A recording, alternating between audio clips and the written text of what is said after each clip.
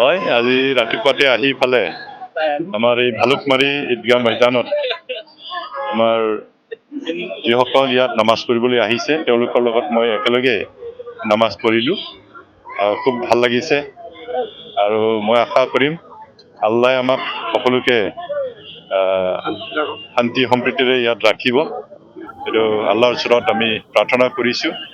আহি থকা দিনবোৰত আমাৰ এই অঞ্চলত যাতে আমি উন্নয়নমূলক কাম কৰিব পাৰোঁ, যিহেতু মই এতিয়া আহি থকা নিৰ্বাচনৰ কাৰণে প্ৰতিদ্বন্দ্বিতা কৰিম।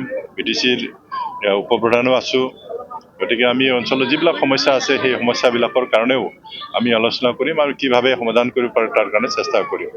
আল্লাহে আমাক সকলোকে শান্তি সম্প্ৰীতিৰে ৰাখক, তাকে কামনা কৰিছোঁ।